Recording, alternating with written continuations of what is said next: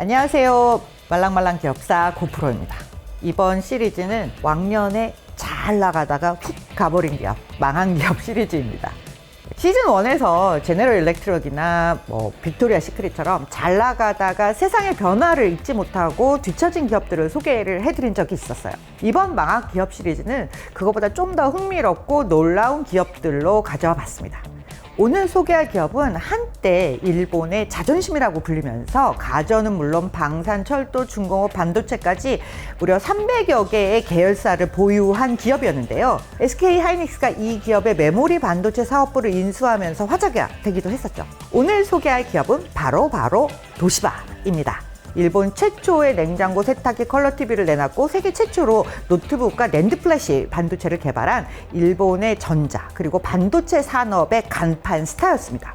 미국의 제너럴 일렉트릭이 있었다면 일본에는 도시바와 히타치, 파나소닉, 미쓰비시 등 내노라 하는 기업들이 그 전성기를 이끌었었습니다. 일반인들에게는 노트북이 가장 대표적인 상품, 압권이 아니었나 싶어요. 한때는 도시바 노트북이 가장 핫한 아이템의 대명사이기도 했습니다. 일본의 자부심을 상징하는 기업 중 하나로 초인류 기업이라고 칭송받았던 도시바는 지금은 도시바가 그렇게 대단한 기업이었어 라고 되물을 정도로 존재감이 많이 없어졌는데요. 요즘 일본의 잃어버린 20년, 30년 일본의 후퇴를 이야기하는 분들이 많이 있습니다. 이를 가장 잘 보여주는 사례가 바로 도시바가 아닌가 싶은데요.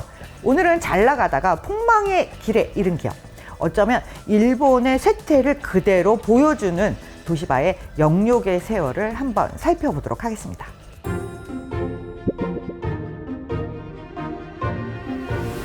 도시바는 원래 처음부터 하나의 도시바라는 회사로 시작한 게 아니고요. 두 회사의 합병으로 만들어진 기업입니다. 창업자, 도시바의 모태가 된 기업, 다나카 제작소라는 공방을 운영하던 청년 다나카가 창업자인데요. 다나카는 젊은 시절부터 기계 인형이나 연구 자명종 시계 등 발명에 유능한 인재였다고 해요. 1873년 일본 정부가 산업화에 드라이브를 걸면서 다나카 제작소에 전신 장비를 개발해 달라 이런 의뢰를 했었어요. 정부의 주문량이 늘어나면서 다나카 제작소는 빠르게 성장을 할 수 있었습니다. 1875년 다나카는 도쿄에 공장을 지으면서 이름을 다나카 엔지니어링 웍스, 일본어로 다나카 세이조쇼 이렇게 이름을 바꿔요. 그런데 이게 도시바 두 개의 회사 합병으로 만들어진 기업이라고 했잖아요. 남은 또 한 가지, 하쿠네스샤 주식회사. 이 기업의 창업자는 후지오카 이체스케인데요. 이분은 1878년 현재 도쿄대학 공학부에 재학 중일 때 일본 최초의 아크 램프, 아크 등을 개발을 했습니다. 당시 일본은 모든 전등을 수입에 의존을 했었는데 후지오카의 개발 덕분에 수입을 국내산으로 대체할 수 있게 된 거죠. 하쿠네스샤는 이후 일본 최초의 백열등을 제조해서 생산을 하게 됩니다. 이 기업은 나중에 이제 도쿄 전기로 이름을 바꾸게 되죠. 이 두 기업은 각자 일본 최초의 이런 시리즈로 역사를 써 내려가게 되는데요. 그리고 1921년 도쿄 전기로 이 하쿠네스샤가 이름을 바꾸게 되는데 더블 코일 전구를 발명을 했어요. 지금은 이게 아무것도 아닌 것 같지만요. 전구 기술 역사상 6대 발명품 중 하나로 인정을 받은 겁니다. 그래서 일본 최초의 40톤 직류 전기 기관차, 일본 최초의 라디오 수신기, 일본 최초의 전기 세탁기, 냉장고, 일본 최초의 진공청소기 등 엄청난 성과를 계속 내게 돼요. 그런데 1930년대부터 45년 전쟁에서 패망할 때까지 사실 일본은 준전시 상태 아니면 온전히 완전 전시 상태에 들어가잖아요. 일본 정부는 전쟁 물자를 우선적으로 생산할 것을 이제 모든 기업들에게 강요를 하면서 가전제품의 생산을 줄이거나 나중에는 아예 금지를 해버리게 돼요. 그러면 두 기업 모두 어려워지는 상황이 되는 거죠. 그래서 이 두 기업은 미쓰이 은행이 이끄는 거대한 그 기업 집단 그룹 안에 회원으로 들어가게 되는데요. 이때 다나카는 회사명을 시바우라라고 바꾸게 되고요. 그리고 도쿄 전기와 상호 지분을 교류를 하게 됩니다. 시바우라는 전기 중에 이제 중형 전기 제품에 좀 강점이 있었고요. 도쿄 전기는 소형 전기 기기에 강점을 가지고 있었거든요. 그래서 그렇게 협력을 하게 되는데 그럴 거면 아예 합병을 하자. 그래서 1939년에 마침내 두 회사가 합병을 해서 도쿄 시바우라 전기 주식회사가 됩니다. 도시바는 도쿄 시바우라 전기 회사 이 앞글자를 따서 도시바가 된 거죠. 이 합병된 도시바는 전쟁이 격화되는 동안 회사는 가정용보다는 군수품이나 발전기를 생산하면서 그 와중에도 빠르게 성장을 했습니다. 일본 최초의 전기밥솥도 출시해요. 한때 정말 한국에서 일제 전기밥솥이 굉장히 인기가 있었다는 거 아세요? 요즘은 아무도 일제 전기밥솥을 찾지 않지만 한때는 정말로 인기가 있었습니다. 그리고 독자적인 원천 기술을 갖고 있었기 때문에 도시바는 여러 전자 부분에서 빠르게 성장을 합니다. 그러다가 전 세계를 강타한 석유 파동이 1973년 처음 터지게 되죠. 경제가 큰 타격을 받는데 일본 기업의 대응은 어때야 할까요? 살 길은 기술력밖에 없다. 지금까지는 주로 일본 최초의 뭐뭐뭐를 만들었다면 이제 세계 최초의 뭔가를 만드는 기술 개발을 하게 됩니다. 그 이후에도 엄청나게 많은 세계 최초의 무슨 작품들을 다 내놓는데 너무 기술적인 부분들 제가 패스하고요. 가장 인상적인, 우리 보통 사람들에게 가장 인상적인 세계 최초의 상품이 나오는데 아마 이게 아닐까 싶어요. 노트북.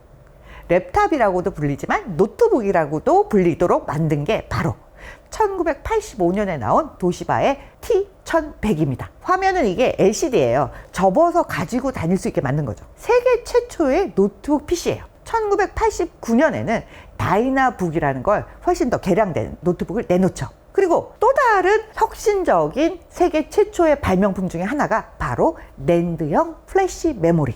삼성전자도 이 플래시 메모리 사업을 시작할 때 도시바를 찾아가서 배웠다고 하죠. 1990년 기준 글로벌 반도체 기업 중에서 매출 규모로 도시바가 세계 2위예요. 1위가 NEC인데 매출 액수로는 거의 차이가 별로 없었어요. 1980년 기준 전 세계 주식시장에서 일본 비중은 15%밖에 안 됐어요. 그런데 1988년에는 44%까지 늘어났죠.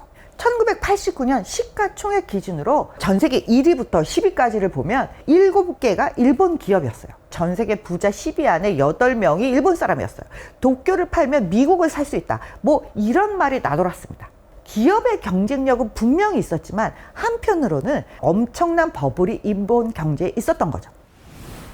자, 이제 그럼 잘 나가던 도시바가 어떻게 하다가 망하게 되었는지 그 이야기를 지금부터 자세히 들려드릴게요. 사실은 그 뒤에는 엔화의 가치의 상승이 있었습니다. 영원히 성장할 것만 같았던 일본 경제의 변곡점, 그 시작점을 바로 플라자 합의라고 하죠. 1985년 미국, 프랑스, 독일, 일본, 영국 G5 재무장관이 뉴욕 플라자 호텔에 모여서 외환시장에 개입하기로 결정을 하죠. 미 달러를 일본 엔과 독일 마르크에 대해서 절하시키기로 결정한 사건이 바로 이 플라자 합의였어요. 플라자 합의 이후에 엔화 가치가 상승하면서 수출 기업들은 타격을 입게 되는데요. 그 다음으로 일본이 내놓은 대책이 일본 금리를 낮추는 거였어요. 이자가 낮으니까 빌려서 다 투자를 해놓으면 마구마구 오른 거예요. 부동산도 오르고 주식도 오르고 기업들이 금융 투자도 엄청나게 많이 하게 됩니다. 그러다 결국 기준금리를 크게 올리면서 주식시장도 부동산도 내려앉기 시작했죠. 거품이 꺼지면서 불황이 시작되었는데 이게 바로 일본의 잃어버린 20년, 30년의 시작점이라고 많이들 이야기를 하고 있습니다. 도시바 역시 선택과 집중을 하지 않을 수 없었습니다. 반도체에 자원을 집중하고 PC 사업을 확장을 시켰어요. 그리고 1999년 사내 기업 제도를 도입을 하게 됩니다. 사내 기업들에게 자율성을 좀 더 많이 부여하고 이렇게 하면서 자체적으로 더 빠른 의사결정을 내리면서 유연하게 대응을 하고 성장을 하라고 준 건데 잘 작동되면 좋지만 결국 개발도 네가 하고 투자도 너희들이 알아서 하고 책임도 니들이 져라. 이렇게 되면 단기 성과에 급급하게 되는 경우가 많습니다. 도시바는 특히 삼성전자와 63회가 D램 개발 결정에서 처지면서 반도체 기업 순위에서 밀려나기 시작합니다. 시장 점유율이 점차 줄어들기 시작해요. 아이러니한 게 도시바가 낸드 플래시를 세계 최초로 개발을 했잖아요. 압도적인 기술력을 갖고 있었고 심지어 1992년 삼성전자에게 기술 라이센싱을 해주기까지 했는데 상황이 점점 역전되고 달라지기 시작하는 거죠. 그리고 또 한 가지, 도시바를 수렁에 빠뜨리는 결정적인 결정이 이후에 나옵니다. 2006년 원자력 르네상스를 막 외치면서 웨스팅하우스 원자력 사업을 인수를 하게 됩니다. 원자력 사업을 54억 달러나 주고 인수를 해서 키워보겠다고 야심차게 시작을 하지만 돈을 너무 많이 쓰고 결과는 기대에 못 미쳐요. 사실 이 54억 달러, 6천억 엔이라는 이 거대한 인수 금액은 굉장히 비쌌어요. GE랑 히타치, 미쓰비시가 이 웨스팅하우스 인수전에 참여하면서 경쟁이 과열되다 보니까 원래 시작할 때는 2천억 엔에서 시작을 했는데 이게 3배나 많아진 금액이 됐으니까요. 2009년에는 손실도 엄청나게 발생을 하는데 이때가 사실 글로벌 금융 위기가 났던 때잖아요. 글로벌 경기 후퇴로 인해서 낸드 플래시 가격이 하락을 하고 LCD 사업 등 모든 전방위적으로 사업이 주춤했기 때문입니다. 그러니까 여러 가지 사업 분야에서 매출이 줄어들고 메모리 부분 손실이 발생하면서 적자를 많이 발생하게 되는 거죠. 6천억 엔이나 주고 원자력 사업을 인수를 했는데 원자력 사업까지 안 되면 이 인수 결정을 한 경영자 입장에서는 치명타겠죠. 야심차게 인수를 하다 보니까 더욱더 이 사업에 매달려요. 겉으로 보기에는 회사가 잘 굴러가는 것처럼 보였습니다. 적자를 내고 이 다음에는 바로 영업이익을 엄청나게 내거든요. V자 반등을 해요. 와, 그 이후에도 꾸준히 흑자를 내요.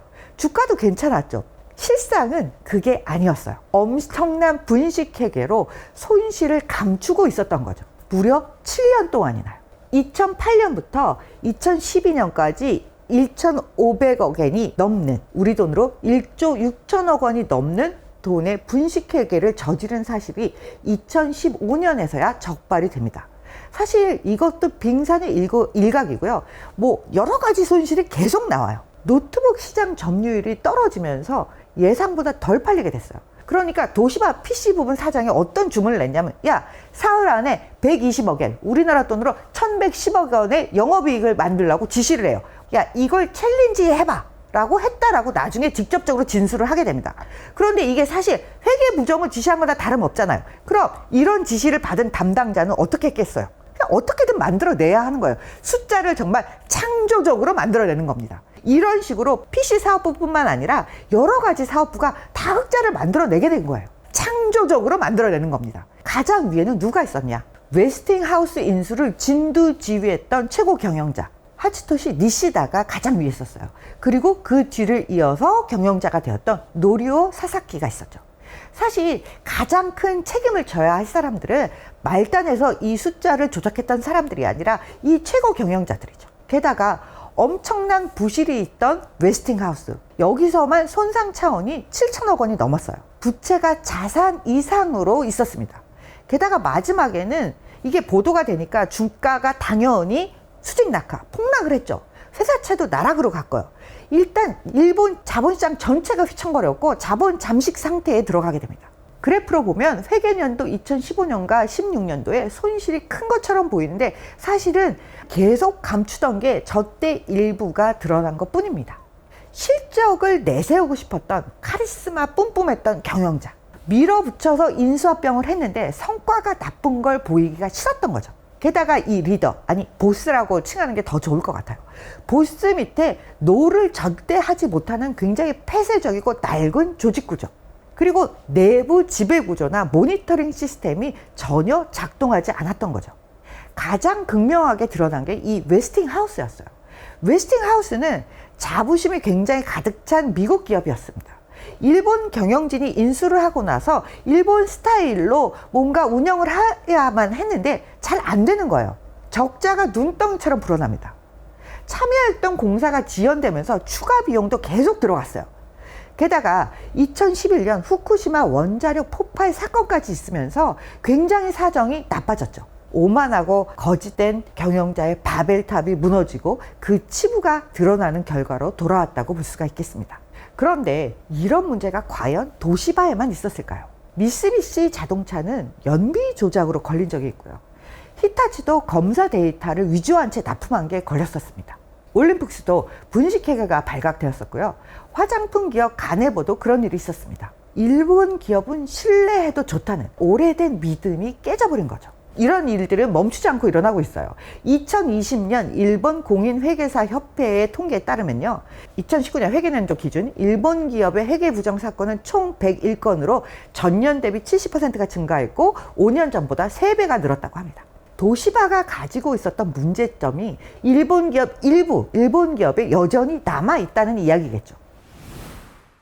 그러면 이렇게 망한 기업 도시바, 위기의 도시바는 어떻게 되었을까요? 자본 잠식 상태에 빠진 도시바는 일단 돈 되는 사업을 다 매각을 했어요. 뭐 빚은 갚아야 되니까요. 사실상 해체 수준에 들어갔습니다. 일단 살아는 남아야 하니까 메디컬 시스템은 캐논에게 팔았고요. 백색 가전은 중국의 메이디 그룹에게 매각을 했고, 메모리 사업은 베인 컨소시움에 매각을 했는데 여기에 이제 한국의 SK 하이닉스가 참여를 했던 거죠. 그리고 문제의 웨스팅하우스는 분리해서 브룩필드에 매각을 하기로 합니다. 그리고 대규모 증자를 단행을 했어요. 남은 사업들로 연명해온 도시바. 소량의 혈액 샘플만 가지고도 뭐 여러 가지 암을 뭐 검출할 수 있다. 뭐 이런 기술을 개발하기도 하고, 태양열 전지 뭐 이런 데 개발에 나서기도 하고요. 그래서 자체적으로 어쨌든 노력을 해서 2부로 강등되었던 주식이 이제 도쿄 나고야 증권거래소 일부로 다시 복귀를 하기는 했어요. 그렇지만 도시바가 독자적으로 다시 예전처럼 부활하기는 거의 불가능한 상태입니다. 너무 많은 다양한 산업에 여전히 손을 대고 있어요. 그래서 오히려 경쟁력이 떨어진다는 판단이 들어서 이제 지난해 11월 세 개사로 분할을 한다고 공식적으로 발표를 했어요. 비즈니스를 인프라, 디바이스, 그리고 반도체. 이 반도체가 아직 남아있는 건 이제 도시바가 컨소시엄에 여전히 지분을 일부 갖고 있기 때문입니다. 이렇게 세 개로 나눠서 매각을 하겠다. 이런 계획을 발표를 했어요. 그러면 이 제안대로라면 지금 이제 세 개로 분리돼서 매각 작업이 진행이 돼야 되는데, 주주총회에서 부결됩니다. 행동주의 펀드들이 반대를 해서 이게 좌초가 돼요. 그럼 세 개가 힘들어? 그러면 두 개로 나눠서 분할 매각하겠다. 이런 제안을 했는데 또 주총에서 부결됐어요. 사실 분식 회계 문제가 터지고 나서 상장 폐지를 했어야 하는데, 상장 폐지를 단행하지 않고 어떻게든 살아남아 보려고 증자를 많이 하게 되는데요. 이때 증자에 이 행동주의 펀드들이 주주들로 대거 참여를 했었어요. 이 행동주의 펀드들은 주주 환원을 계속 요구를 하고 있기 때문에 이렇게 분할해서 매각하지 말고 계속 돈 되는 사업부들을 매각을 해서 이익이 나면 이걸 이제 주주들에게 환원을 하고 이렇게 되는 구조로 가자라고 하고 있기 때문에 통매각을 원하고 있지, 이렇게 분할해서 매각하는 데에서는 계속해서 반대를 하고 있는 상황입니다. 현재 인수전이 다시 진행 중인데요. 한국의 사모펀드 운용사인 이제 MBK도 일본의 국부펀드인 일본투자공사, 그리고 메모리 인수전에 뛰어들었던 베인앤캐피탈, 여기하고 손잡고 인수 입찰에 참여를 했다고 뉴스가 전해지고 있습니다.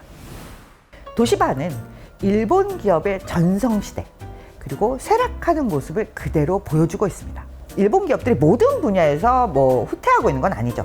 여전히 잘 되는 분야가 있지만 대표적으로 앞장서서 잘 됐던 뭐 반도체와 전자산업 분야에서의 어떤 쇠락하는 모습들을 상징적으로 보여주고 있는 사례죠.